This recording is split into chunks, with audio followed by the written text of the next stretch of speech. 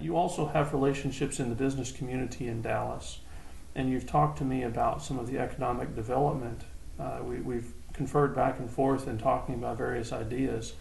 And would you mind talking about those a little bit? Specifically, the southern half of the city, obviously in good economic times, the northern half of the city is producing property taxes, producing sales taxes.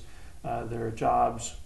Industry is present. We've got large office buildings that have plenty of people working in them downtown and all points north. In Dallas County, generally, the northern half of the county being in pretty good economic condition in good economic times. But one of the issues that has been an issue as long as I remember with the city of Dallas, that I've heard about since long before I lived in the city of Dallas, is the southern half of the city. Dallas County and countywide races, the southern half of Dallas County, generally, economic development there is discussed. But like I said, it has been discussed, it's been talked about for a long time, but there's not been very much action that we've been able to measure and see. Can you discuss that a little bit? Well, thank you, David. Again, you're talking about the area. If you look at, Dallas in a north-south perspective, so everything south of the Trinity, including, Oak Cliff, South Dallas, Fair Park area up until 20.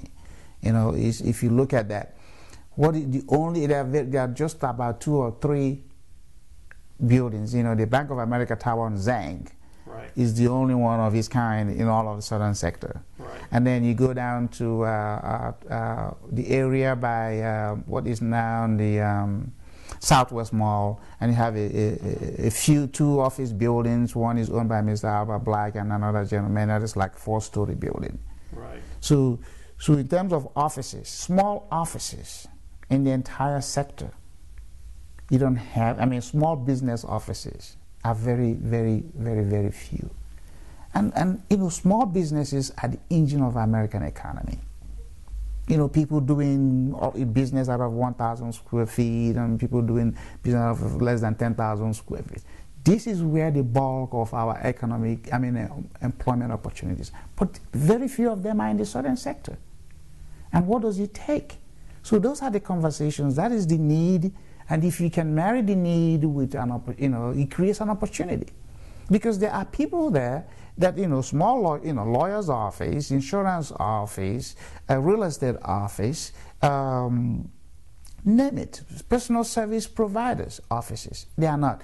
Look at all of Lancaster, from Keast all the way to Loop 20. There are no offices there. And it's more than a mile stretch.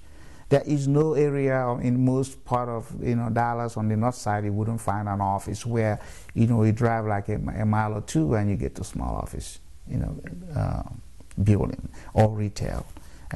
So if we can look at that section and look at the opportunity that it will create. Now, when you look at the tax revenue from Dallas, of course, a bulk of it comes anywhere downtown and north and to the east.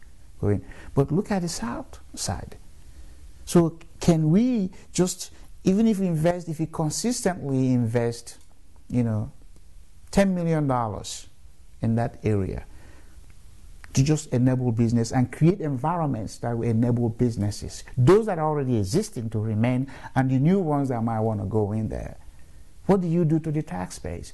If the tax base in the southern sector were to respond to a market appreciation because of an improved neighborhood condition by 5%, that would be about $100 million revenue that would jump into the city coffers. And you haven't increased the tax rates, you haven't done anything, it's just to improve the neighborhood condition and the perception. And there's a 5% market reaction to that change.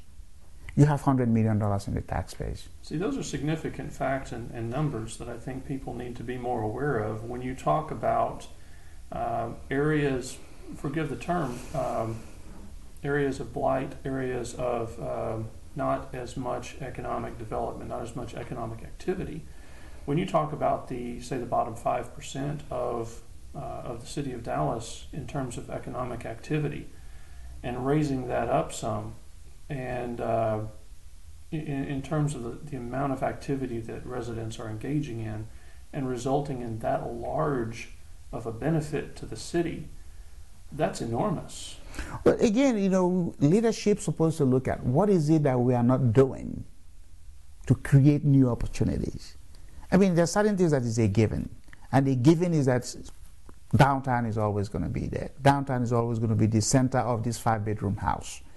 It's not going to change in the next 100 years.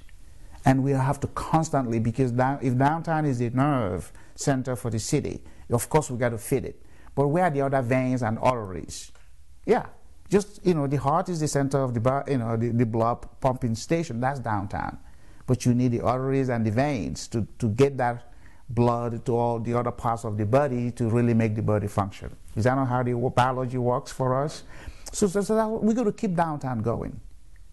But what about the other things? What are the throw-offs? What are the other things that may not be downtown, but it can be in other parts of Dallas? I mean, you go to some sections of the North Dallas area, you have pockets of neighborhoods that still would need help. Even though you have this global citywide north-south thing, there are parts of our city that needs help. And that is what, again, we have to focus the citizens' attention to it. No millionaire ever loses their million because somebody else becomes a millionaire. The economic model that we have been used to over the past 50 years has never shown that. So we are better off when most people are wealthy or most neighborhoods are thriving. We are better off than that. If one part of a city is the city that feeds the rest, we're going to get paralyzed because the demand and the pressure on that one part will cripple the rest of the city. So it behooves us as a council, it behooves us as a city to recognize these new opportunities and say, what do we do? So that everybody, if you ever been in the Navy, that's what they call all hands on deck. The captain may steer the ship to whatever, but they're all hands on deck to do what?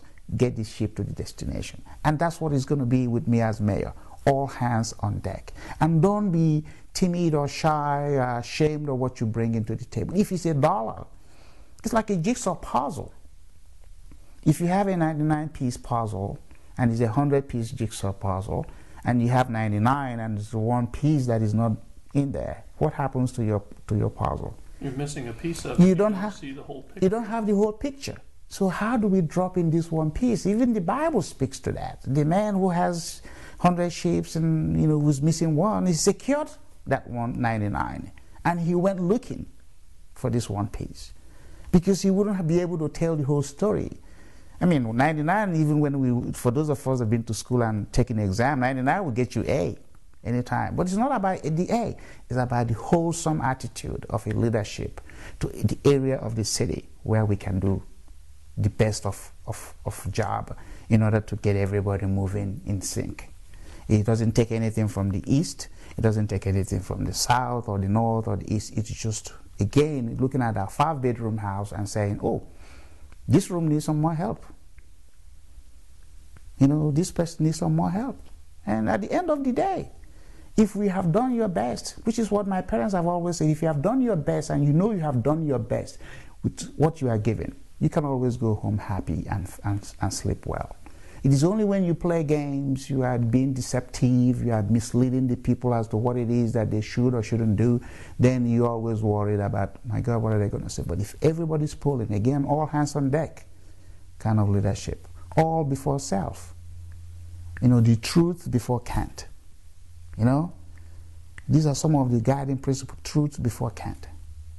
If you get to the truth, the Kant part of it does not exist because people now know, what it is they should or shouldn't be worried about.